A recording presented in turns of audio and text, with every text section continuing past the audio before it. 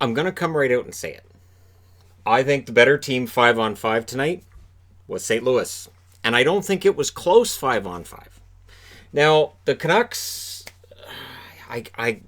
something seemed different with this team right out of the gate this year. And while, I expected them to get close to the playoffs and probably not make it, this is a lot more enjoyable to watch as a Canuck fan. So Sammy Blais was in the lineup. He made his presence felt throughout this game. And St. Louis was very physical throughout this game. This is how St. Louis plays. They know that Vancouver cannot keep up with them on that level. I was talking to Yvonne about it, and it does remind her too of what Calgary did against Winnipeg, which was, we're going to assert ourselves physically, and good luck keeping up. The Blues needed to keep this to 5-on-5. I had that right on the board right away. Like, they needed to stay out of the box. They could not give the Canucks a chance.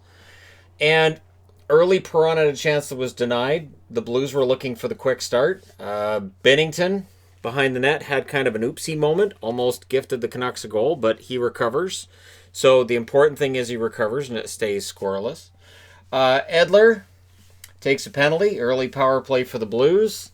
Jaden Schwartz would then take a penalty, which got the Canucks a power play. Binnington robbed Horvat. Looked pretty good early for Binnington. It did. And I expect there to be some discussions on Binnington over the next few days as we go towards Game 3. But I don't put this on Binnington. If you're a Blues fan, let me know in the comment section what you think. So slashed then by Roussel, 19 seconds of 4-on-4, and the Blues get their second power play. During that power play, Tanev headmans it to Horvat. What an amazing goal by Horvat, shorthanded, 7 minutes and 23 seconds. Bo Horvat is very quickly taking my comment about him being the Trevor Linden of this team and making me think he might be somebody else. So, maybe he's Bure. Maybe he's Jeff Courtnall. Jeff Courtnall back in the day was always good for big goals in Canuck games. Myers and Mott then took a charge to the net. The puck was kept out, but the Blues did not appreciate that charge to the net. And this is where you don't want to wake the Blues up. You don't want to start getting that physical game going because the Blues are going to be more than willing to say, gotcha. All right, so that's how you're going to play it. You guys want to go after a goalie? Gotcha, we're good. Canucks then on a 2-on-1. Pearson was stopped by Binnington. The Canucks better 5-on-5 today, I put. That was early. That was first period, definitely. Both goalies playing well. The shots were pretty close in that first period. Stetcher then handed it to Tarasenko in the slot. I'm not sure what he was thinking on that one. But Tarasenko shoots it high, so good news.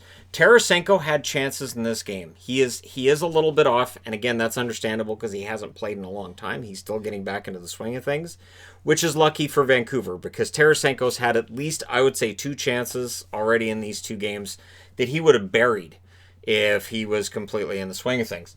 Late chances then for both teams, and we go to the second period. Early bobble by Markstrom. So this is where that, hey, what happened there kind of thing takes place. But Markstrom, I thought puck handling wasn't too bad. Miller takes a penalty. Blues to get their power play number 3 at 1:51 of the second period. Coming out of the box, Miller then gets a breakaway and a goal. But he was offside. And it's that thing where you have your skate up. You're on the plane of the blue line, but your skate's up. Starting next season, those will be goals. And there's been a number of them. And I often said, if you break the plane of the line, it shouldn't matter whether your skate's on the ice or not. The NHL agrees, but only starting next year, not starting in the playoffs. It would be chaos to start that now. No, we're not.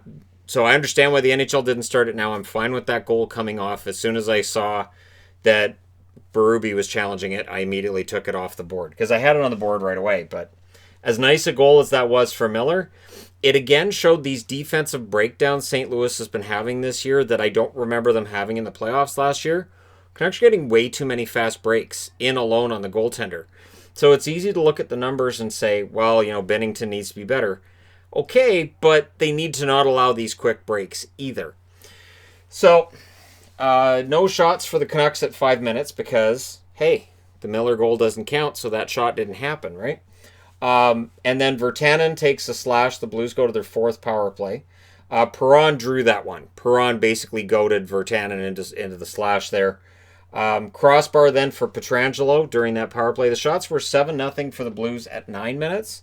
And the Canucks went over 11. I want to say it was 12 minutes in between shots for Vancouver. It was getting kind of scary. And this is where I thought, realistically, this game is 1-0 because of that shorthanded goal. But it probably should be St. Louis's lead. St. Louis is playing better. And I felt that way in the second. And there wasn't a whole lot that happened in the third that made me think that that wasn't the case. Steen takes a penalty. The Canucks go to the power play, and they make him pay. So this is where the Canucks power play comes in. Pearson from Pettersson and Besser, it's 13:01. Brock Besser continues with the setups.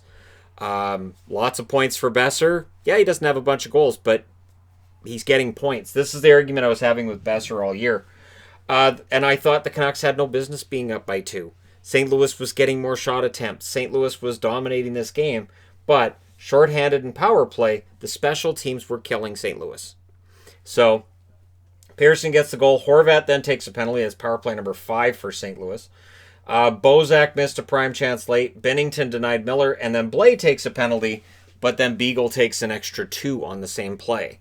So on that power play, eventually St. Louis is going to get one, and they do. It's O'Reilly from Perron and Pietrangelo at 18:56 to make it 2-1. And that's one of those goals that it's not quite the last minute of the period, but it's close enough. So I'm left saying, okay, it's 2-1, but St. Louis has been outplaying them, outshot them by more than 2-1 in that period. Physically, they're dominating the Canucks 5-on-5. It's not really looking close.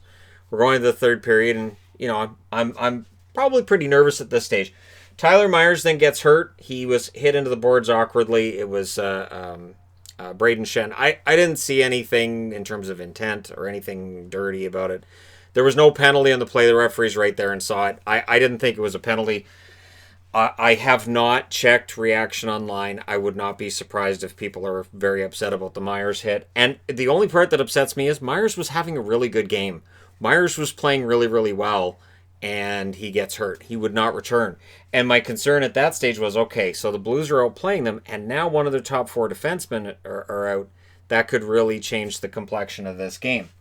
He did skate off under his own power, but he didn't return that I saw. Pearson fanned on a 2-on-1 chance with Horvat, and he's going to be seeing that he'd really be seeing it in his dreams if this game had ended differently. Great chances for the Blues then at the 3.5 minute mark, right up to about 4 minutes. Perron then takes a penalty. The Canucks go to the power play. During the power play, Falk, his stick breaks, and as he's getting a stick from someone else, Pettersson says, don't worry about it. He gets the goal from Besser and Miller at 5:36. So again, the Canucks power play is bailing out their 5-on-5 play. Now, 5-on-5, the Blues aren't getting goals. They're dominating the play. But here's the other part. Markstrom looked great tonight. Markstrom with another really good game. So Markstrom had that one game against Minnesota. He looked shaky in game 4. Since then, no problem. Before then, he wasn't really having any problems either. So Pettersson makes it 3-1. Still no sign of Myers. And then Edler with a turnover. Yes, he got high-sticked on the play. Sammy Blais gets the puck. 9 minutes and 2 seconds. That made it 3-2. You got to kind of brush it off. These things happen in the playoffs.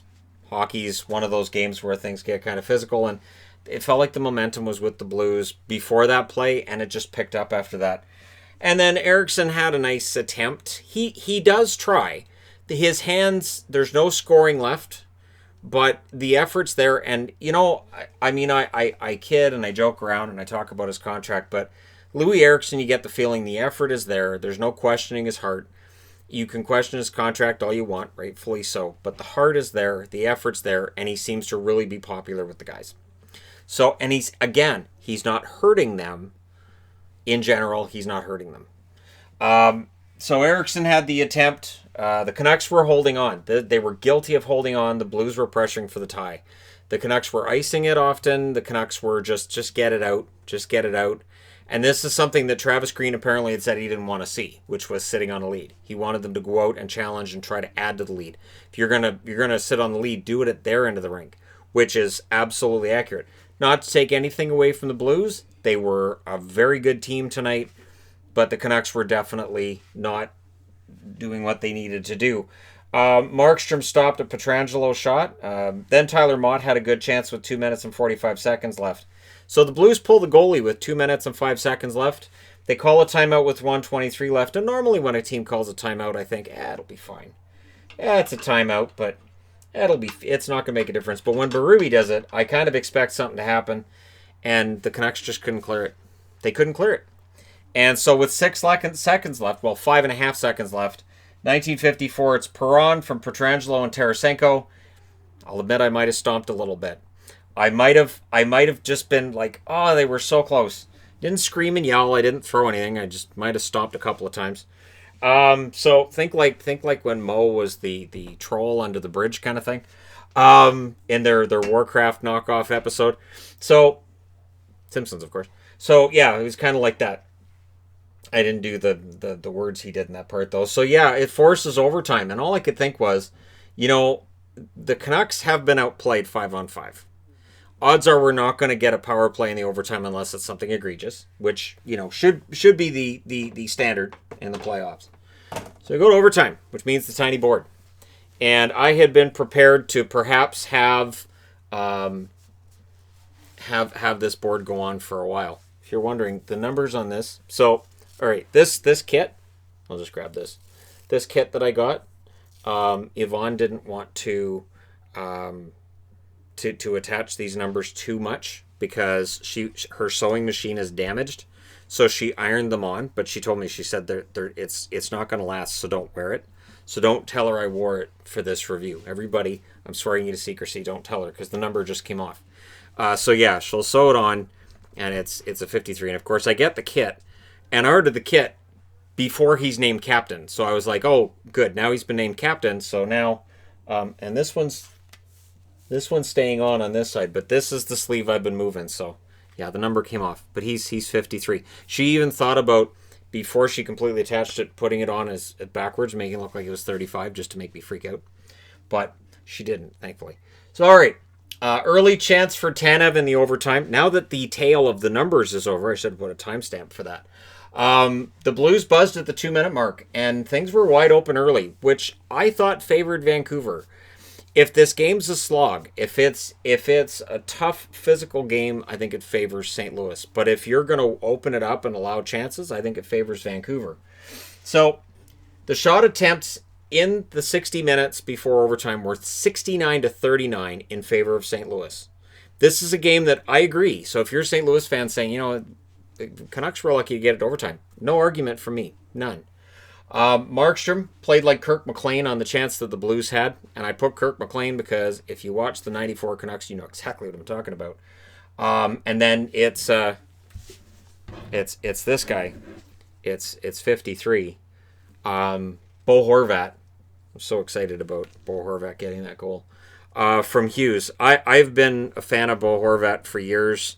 And at 5:55, he showed the hockey world why. He has developed every year. His offense has gotten better. I don't know what the ceiling is. I at one point was saying the ceiling's probably 60, 65 points. The way he's playing these playoffs, I could be really lowballing it. Wouldn't necessarily surprise me. Great pass by Hughes. Great play by Horvat, and I put Bo Bure with a question mark underneath it because these are all highlight reel goals by Horvat. And they're fast break goals, and this is why when people criticize Binnington, and that's going to happen, I'm not sure that Binnington is the problem here. I think it's that these fast breaks by Vancouver, St. Louis is not containing them. So St. Louis control, and then as soon as the Canucks see an opening, they're gone. The speed of this top six is crazy. So St. Louis outshot Vancouver all the way through except in one instance. They outshoot them 12-10 in the first, 13-6 in the second, 11-6 in the third. In the overtime, the shots were 3-1 Vancouver. Final shots 37-25 in favor of St. Louis. That one shot for St. Louis. Thank you, Markstrom, for making that save, say all Vancouver fans. Hits were 41-27 for St. Louis. Again, St. Louis is going to play that physical, punishing style. Vancouver's going to have to continue to fight through it. Power plays, Vancouver 2 for 3, St. Louis 1 for 6. If anything, I would expect that physical game to get even stronger in the next game and for them to make the Canucks work even harder for it. Markstrom saved 34 out of 37. He was fantastic. And Binnington, 21 saves on 25 shots. Again, I don't know which of the 4 goals I would have expected Jake Allen to make the save on that Binnington missed. And if they go to Allen in Game 3, we'll see how that goes. Because, again, I don't think Binnington's been the problem. You can look at his numbers, and you can say, oh, he's been shaky. But I don't think in this game he was. I think these were fast break goals, and you can't allow that against Vancouver. St. Louis is going to have to really, really tighten things up because Vancouver right now is up 2-0. My bracket may have taken Vancouver to win this series, but when I did it, I thought it just doesn't seem... I mean, I think the matchup's really good. I think Vancouver likes the St. Louis matchup, but I didn't have much to go on other than just a gut feeling, which could absolutely be explained by the fact I'm a Canucks fan. But I just felt like, St. Louis historically does pretty well against St. Louis. And this is the ninth win in a row for Vancouver as a franchise against St. Louis. I can't explain it, but here we are. So I do believe that St. Louis could very well win 4 out of 5. Keep in mind that the Blues and Jets, there was no home team winner until Game 6 when St. Louis won that game. Up until then, they had won every game in Winnipeg won every game in St. Louis. So St. Louis is capable of switching it on and turning the momentum in their favor. And honestly, they had a good game. They have to kill penalties better. And they have to really watch the special teams. They would have won tonight if they did it. But here we are. Vancouver's up 2-0. It feels weird. It is a good feeling, though. The Canucks haven't been up 2-0 in a series in 2011. Is it Chicago they were up to 2-0 against last, or were they up 2-0 at some point? Well, they were up 2-0 against Boston. I like to not think about that series very often because that was a rough series. But anyways, hey, thank you guys so much for watching, for all your support. Let me know your thoughts in the comment section below regarding this game. Don't forget to hit like and subscribe if you're browsing your way through. You just happened upon this video. I will talk to you again soon.